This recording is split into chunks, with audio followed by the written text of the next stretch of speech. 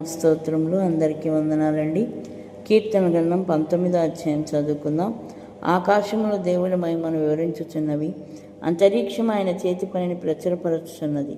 పగటికి పగలు బోధ చేయుచున్నది, రాత్రికి రాత్రి జ్ఞానం తెలుపుచున్నది. వాటికి భాష లేదు, మాటలు లేవు, వాటి స్వరం వినబడదు. వాటి కొలనులు భూమి అందంతటా వ్యాపించి ఉన్నది. లోక దిగంతముల వరకు వాటి ప్రకటనలు బయలువెళ్ళుచున్నవి. వాటిలో ఆయన సూర్యునికి గుడారము వేసెను. అతడు తన అంతఃపురంలో నుండి బయలుదేరి పెండ్లి కుమారుని వలె ఉన్నాడు. సూర్యుడు పరిగెత్తను ఉల్లసించినట్లు తన పదమునందు పరిగెత్తను ఉల్లసించుచున్నాడు. అతడు ఆకాశమున ఈ దిక్కు నుండి బయలుదేరి ఆ దిక్కు వరకు దాని చుట్టూ తిరిగి వచ్చుచున్నాడు. అతని వేడిమికి మరుగైనది ఏదీ లేదు. యెహోవా నియమించిన ధర్మశాస్త్రము యథార్థమైనది, అది ప్రాణమును తెప్పరిల్ల చేయును. యెహోవా శాసనము నమ్మదగినది, అది బుద్ధిహీనులకు జ్ఞానం పుట్టించును. యెహోవా ఉపదేశము నిర్దోషమైనవి, అవి హృదయమును సంతోషపరచును. యెహోవా ఏర్పరచిన ధర్మం నిర్మలమైనది, అది కన్నులకు వెలిగిచ్చును. యెహోవా యందైన భయం పవిత్రమైనది, అది నిత్యము నిలుచును. యెహోవా న్యాయవిధులు సత్యమైనవి, అవి కేవలం న్యాయమైనవి. అవి బంగారు కంటెను విస్తారమైన మేలిమి బంగారు కంటెను కోరదగినవి.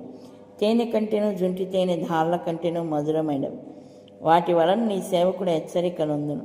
వాటిని గైకొనుట వలన గొప్ప లాభము కలుగును. తన పొరపాట్లు కనుగొనగలవాడెవడు? నేను రహస్యముగా చేసిన తప్పులు క్షమించి నన్ను నిర్దోషినిగా తీర్చుము. దురభిమాన పాపంలో పడకుండా నీ సేవకుని ఆపుము. వాటి నన్ను ఏలనీయకుము.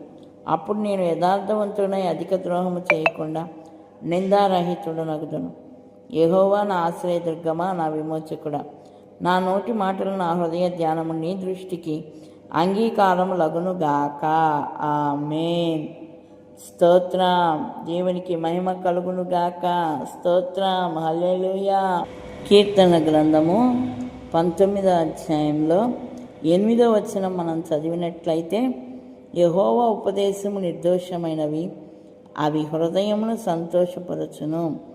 యెహోవా ఏర్పరిచిన ధర్మము నిర్మలమైనది, అది కన్నులకు వెలిగిచ్చును అని వాక్యము సెలవిస్తుంది. కీర్తనాకారుడు మాట్లాడుతూ ఉన్నాడు. ఆయన ఉపదేశములు నిర్దోషమైనవి, మంచివి, హృదయమును సంతోషపరుస్తాయని వాక్యం సెలవిస్తుంది. అవును, దేవుడు చెప్పిన మాటలు, ఆయన ఇచ్చిన శాసనములు, ఆయన ఇచ్చిన ఆజ్ఞలు, నిన్ను వలె నీ పొరుగువారిని ప్రేమించుము, ప్రేమ పొరుగువారికి హాని చేయదు గనుక ప్రేమ కలిగి ఉండుట ధర్మశాస్త్రమును అనుసరించి నడుచుకొనుటయే అని వాక్యం సెలవిస్తుంది. ఆయన ఏర్పరిచిన